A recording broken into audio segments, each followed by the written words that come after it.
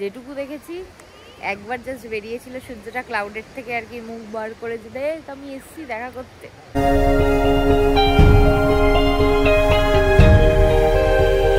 এই লাইনে দাঁড়িয়ে উঠবো, এই যে আমাদের আবার আজকেও ম্যাক্রুজ। চলো ওঠা যাক, লাইন আছে বাবারে বাবা। এই যে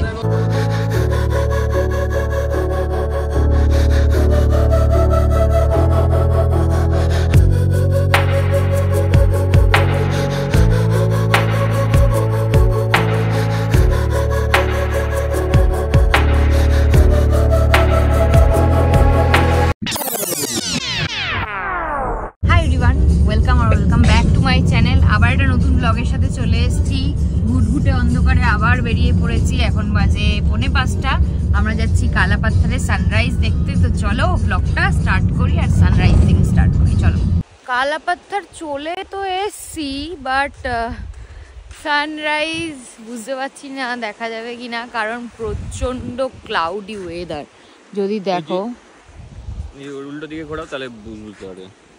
এই দেখো যে ক্লাউডটা জমে রয়েছে সি লাইনের উপর দিয়ে, একদম বাড়ির মতো, ওই স্কুল বাড়ির মতো ক্লাউডটা জমে রয়েছে। তার উপরে দেখো আকাশটা একরকম। আজ ড্রাইভার দাদা বললো যে এখানের আকাশটা নাকি দেখবার মতো থাকে, যে এই টাইমটা, যে টাইমটা আমরা এখন দাঁড়িয়ে আছি, এই টাইমটা সূর্য ওঠার আগের টাইমটায় পুরো আকাশটা লাল হয়ে যায়। তো বাট এখন দেখছি বোঝা যাচ্ছে না, দেখি ট্রাই করি, এখনো সময় আছে। এটা ভোর হচ্ছে, মোটামুটি 6টার মধ্যে ফুল রোদ উঠে যাবে, তার আগে অবধি তো ট্রাই করাই যেতে পারে। একটা জিনিস দেখাবো, পুরো বিচের মধ্যে মাত্র গুনে গুনে 10 থেকে 12 জনই আমরা আছি সানরাইজ দেখার জন্য। অ্যাকচুয়ালি এই জায়গাটা না সানরাইজের জন্য বিখ্যাত, বাট কোনো ট্রাভেল এজেন্সি আনে না।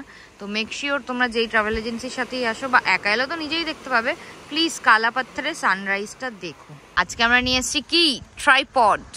আমরা আজকে ভালো ভালো শট নেব আর টাইম ল্যাপস করবো এখন। চলো,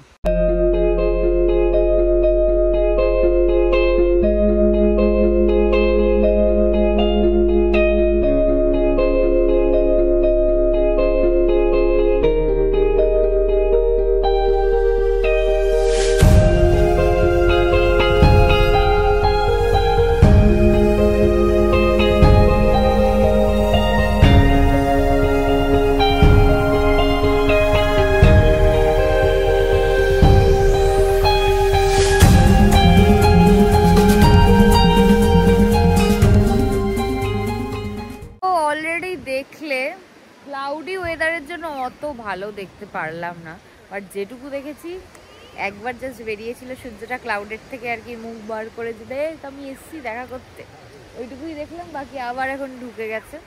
তো আপাতত 5:30 বাজে, তো আমরা আবার হোটেল ব্যাক করে যাব। বাট ভালো লেগেছে। এবার শুধু সানসেট দেখতে হবে, কারণ রাধানগরে সানসেট তো সেদিন দেখতে পাইনি ক্লাউডের জন্য। আমরা আবার ট্রাই করব নীল আইল্যান্ডে, একটা বিচ আছে লক্ষ্মণপুর 1, ওখানে সানসেট দেখার, আর সীতাপুরে সানরাইজ দেখার। তো সেগুলোরও শর্ট তোমরা দেখতে পাবে। এনিওয়েজ আজকে আমাদের নীলের ক্রুজ আছে 10টা নাগাদ, সকাল 10টা। তো ব্রেকফাস্ট করে একেবারে হোটেল থেকে বেরিয়ে যাব। দেন নীল, আর নীলের নাম হচ্ছে গিয়ে নীল আইল্যান্ড তো আগে ছিল, আর আমাদের PM এখন নাম দিয়েছে হচ্ছে গিয়ে শহীদ দ্বীপ। এখন আবার ব্যাক টু হোটেল চলে এসেছি। আর আমাদের একটা জিনিস জানার আছে, যে এলডোরাডো যেই বিচ রিসর্টটায় আমরা থাকছি, এইখানে কিন্তু মানে কালাপাত্থার মানে 5 to 7 মিনিটস ডিস্টেন্সে আছে গাড়ি করে গেলে।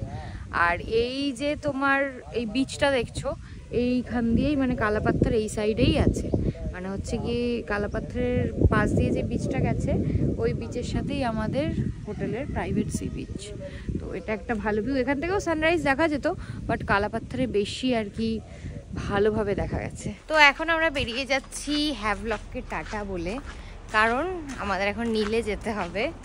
তো আমাদের গাড়ি অলরেডি এসে গেছে, আমরা এখন ক্রুজ যাব। তো ক্রুজে আমাদের 10:30-তে আমাদের মানে ক্রুজটা ছাড়বে। হ্যাঁ, 10:45-এ ক্রুজটা ছাড়বে। তো তারপরে আমরা যাচ্ছি নীল। আমরা চলে এসেছি হ্যাভলকের মানে জেটির এই জায়গাটায়, যেখান থেকে আমরা হ্যাভলক থেকে গেছিলাম।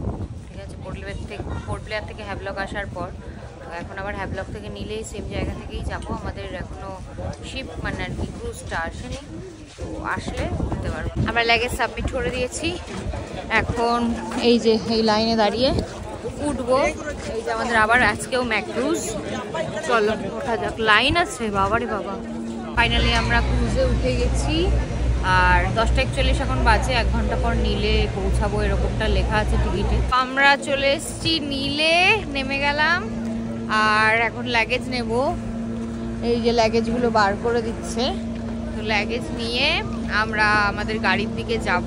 এবার হচ্ছে এই গুরুত্বপূর্ণ কাজটা, এরকম প্ল্যাকার্ড নিয়ে দাঁড়িয়ে আছে, আমাদের নাম খুঁজে নিতে হবে, মানে প্রণয়ের নাম।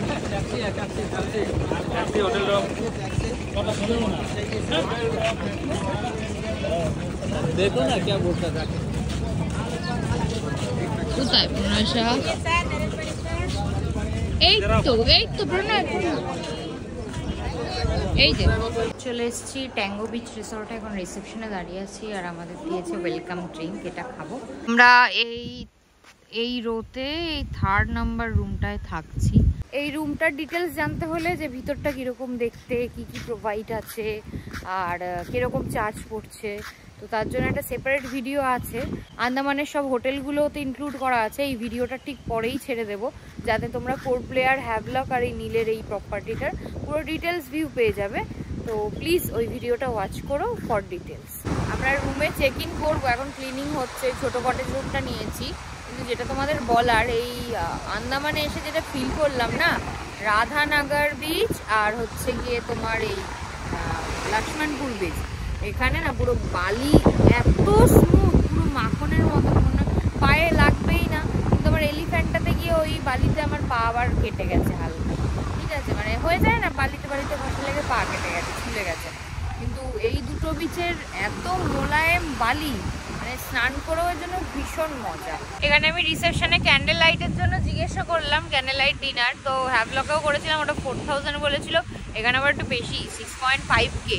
বাট বিশ্বাস করো খাওয়ার দাওয়ার সেরকম মানে জুত নেই কে কি বলে মানুষ, মানে অতটাও ভালো না, ঠিক আছে। তো ওই ওয়েলকাম ড্রিঙ্কসে একটা দেবে, স্যুপ দেবে, নর্মাল স্টার্টার, যা সব চিকেন আর ফিশ এরকম করে খাওয়ার আছে।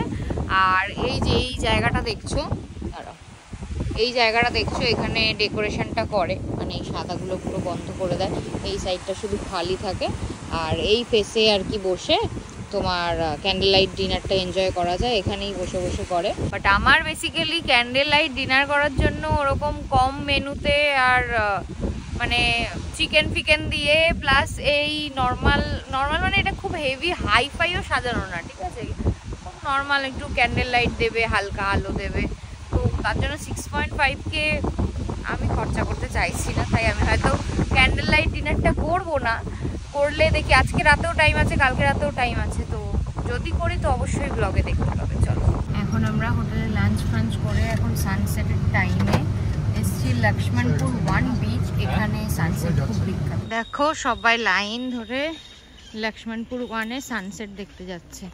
লাইন ধরে আমি লাইন থেকে এগিয়ে গেলাম।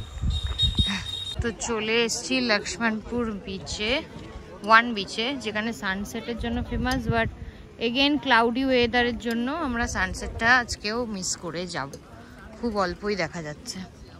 দেখো বেশ ভালো কিন্তু বিচটা।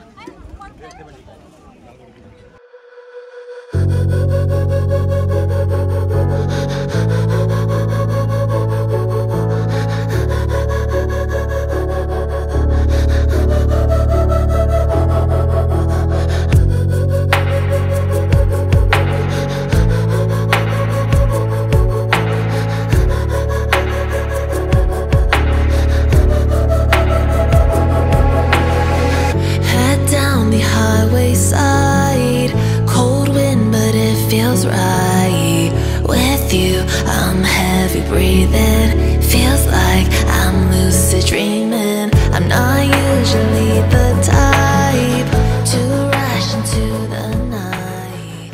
আমরা সানসেট দেখলাম, আগের ভিডিও ক্লিপে তোমরাও দেখলে, মাইন্ড ব্লোয়িং। আজকে সানরাইজ সানসেট দুটোই দেখেছি। সানরাইজ দেখলাম কালাপাত্তার হ্যাভলক, সানসেট দেখলাম লক্ষ্মণপুর 1 নীল আইল্যান্ডে। অসাধারণ অসাধারণ। আর একটা জিনিস বলবো যে এই লক্ষ্মণপুর বিচ ভীষণ ভীষণ ক্রাউডেড, জাস্ট লাইক হ্যাভলকের রাধানগর। মানে সানসেট দেখার জন্য প্রায় কত লোক দাঁড়িয়ে আছে একবার শুধু দেখো, প্রচুর প্রচুর। বলে নাকি রাধানগর যেটা হ্যাভলকে আছে ওটা এশিয়ার ফার্স্ট বিখ্যাত বিচ, মানে ফেমাস বিচ, খুব বিউটিফুল বিচ, আর পুরো ওয়ার্ল্ডের মধ্যে 7th পজিশন নিয়েছে।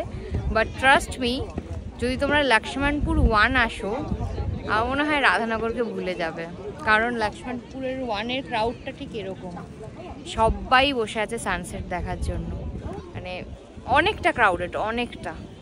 কিন্তু আরেকটা কথা বলতে চাই, সবাই বসে আছে কিন্তু সিনেমার ক্লাইম্যাক্স ওই মুভি ওভার হয়ে গেছে, কারণ সূর্য মেঘের পিছনে চলে গেছে, মেঘের পিছনে যাওয়ার পর আর সূর্যকে দেখা যাবে না, আর সবাই বসে আছে আশা করে, কারণ কালকে সকালবেলা সূর্যোদয়টা হবে।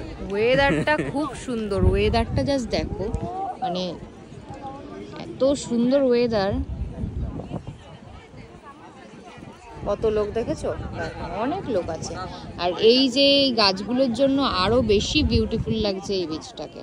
তোমরা যারা ভাবছো স্নান করবে সমুদ্রে, রাধানগর বেস্ট। এছাড়া আমি যতগুলো দেখলাম, ইভেন দেখো এটাও লক্ষ্মণপুর 1-এও পাথর আছে, কালা পাথর যেটা ছিল ওটাতেও পাথর ছিল, খুব রিস্কি। আর এছাড়া কি করবিন্স কেভে তো স্নান করার কোনো ব্যবস্থাই নেই। আর কোন কোন গেছি, আর এখন অব্দি বাকি আছে। এলিফ্যান্টাতে স্নান করছিল অনেকে, বাট স্টিল ওটা করার মতন না। ইভেন নর্থ বেতেও স্নান করতে দেখেছি, বাট করার মতন নয়, পাথরে স্লিপ কেটে দুর্ঘটনা ঘটতে পারে। জল পেলে যদি জলে নেমে যেতে চাও তাহলে সব জায়গা ওপেন, যেখানে জল পাবে সেখানে নেমে যাও, সুইমিং পুল থেকে শুরু করে সমুদ্র যেখানে পারো নেমে যাও, বাড়ির পাশে পুকুরে নেমে যাও। কিন্তু বেসিক্যালি অরিজিনালি স্নান করতে গেলে Radhanagar beach is the best. এছাড়া যদি মনে করো যে গা ভেজাবে, মানে এই বিচটা বালিটা খুব মোলায়েম, মানে আর সিনিক বিউটিটা একটা মানে 70 ডিগ্রি একটা ভিউ পাওয়া যায়, কারণ এখানে একটা ব্যাংকিং আছে, এই যে সাইড দিয়ে বাঁক নিয়ে এসে বিচটা এরকমভাবে ঘুরছে, তো মানে বিচের পেরিফেরিটা অনেকটা বড়, মানে 270 একটা ভিউ পাবে, প্লাস জলটা মোটামুটি, জল তো আন্দামানে ক্লিয়ার ওয়াটার পাবে। এবার ডিপেন্ড করছে কখন আসছো তার উপরে। এই টাইমে এলে, সানসেটের টাইমে এলে তুমি তো জল পাবে না, জল কোথায় চলে গেছে, ওই যে ওখানে চলে গেছে, অনেক তো দূরে। ওখানে গিয়ে তো স্নান করা পসিবল না, আর তোমাকে যেতেও দেবে না, কারণ এখানে কোস্ট গার্ডরা রয়েছে। তো এখন আবার জলটা বাড়ছে, জল গ্র্যাজুয়ালি বাড়বে। এখন আপাতত আমরা 5:30 বাজে, 6টা পৌনে 6টার মধ্যে চলে যাব, কারণ এখানে আর করার মতো কিছু নেই। ইভেন এখানে যারা দীঘা মন্দারমণি ভেবে ভাবো যে সমুদ্রের পাশ দিয়ে খাওয়ার দাওয়ার থাকবে, কাঁকড়া খাবো, হ্যান খাবো, ত্যান খাবো, ট্রাস্ট মি, কিচ্ছু নেই, পুরো ফাঁকা। দেখো ফুল ফাঁকা, একদম পার্কিং এর সামনে কিছু কিছু জায়গা পাবে। গোটা আন্দামানটা জুড়েই এরকম, না কোনো শ্যাক, না কোনো রেস্টুরেন্ট, না কিছু, নাথিং, জিরো। হ্যাঁ, কিন্তু আছে কয়েকটা, আছে একদম সামনে পার্কিং এর সামনে একটা দুটো। সকালবেলা কালাপাথরে গেলাম, যখন কালাপাথর থেকে বেরিয়ে আসার পর রাস্তার ওপরে রয়েছে কিছু দোকান, লাইন ধরে কিছু অর্নামেন্টস, জামা কাপড়, রিয়েলি একটা কি দুটো খাওয়ারের দোকান, ব্যাস। মানে ওই যে বিচ মানে গোয়ার যেমনি ভাইবস হয়, বিচের সঙ্গে লাগানো, মন্দারমণিতেও তো পুরো লাগানো থাকে। এক্স্যাক্টলি মন্দারমণিতে গেলে এখানে আমরা কত খাবারের খোঁজ করলাম যে ঠিক আছে একটু প্রন খাবো, মানে একটু ভালো লাগে না, সি ফুড মানে নতুন এখানকার তো ভালো হবে, বাট এখানে কিচ্ছু নেই। তো খাওয়ার কথাটা একদম মাথা থেকে আউট করে দাও, রিসর্ট থেকে খেয়ে আসবে। কালকে ভিডিওটা এন্ড করার মতো শরীরে এনার্জি ছিল না, মানে কায়াকিং করে এতটা টায়ার্ড ছিলাম, আর পরপর 2 দিন ভোরবেলা ওঠা হয়েছে, তাই মানে খুব শরীর এখনো প্রচন্ড গা ব্যথা, হাত ব্যথা, পা ব্যথা, কোমর ব্যথা, বুঝতেই পারছি না কি করে ঠিক হবে, তাও এনজয় করছি। ব্লগটা এখানেই এন্ড করছি। ভালো লাগলে please like, comment, share, subscribe. আবার নতুন ব্লগের সাথে আসবো, টাটা।